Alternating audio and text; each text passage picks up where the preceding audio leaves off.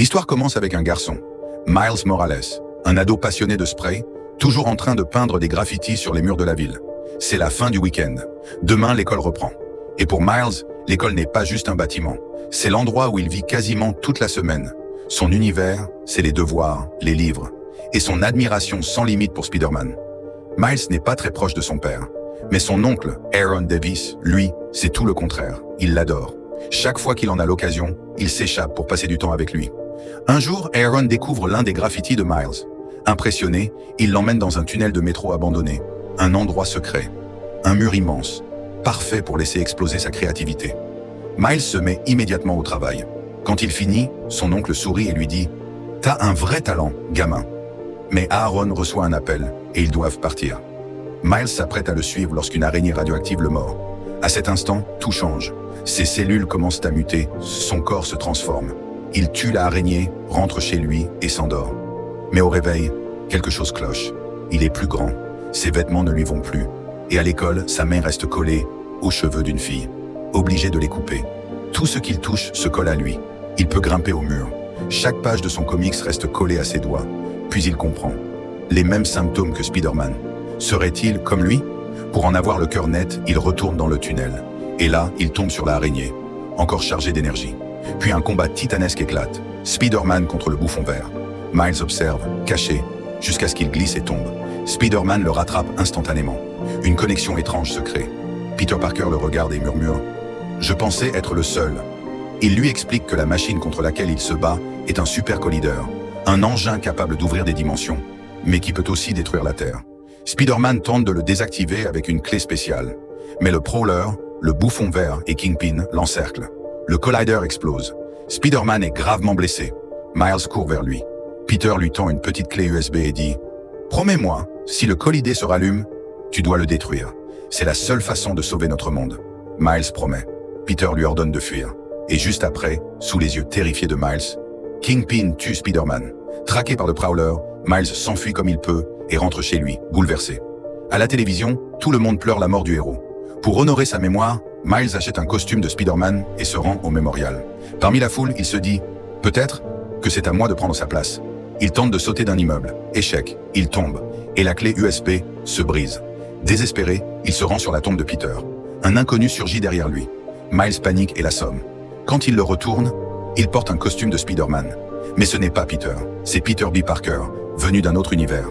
Le Collider l'a arraché à sa réalité. Plus vieux, fatigué, usé.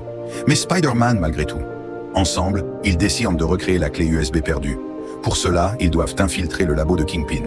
À l'intérieur, ils rencontrent une scientifique, Olivia Octavius, la version féminine de Dr. Octopus.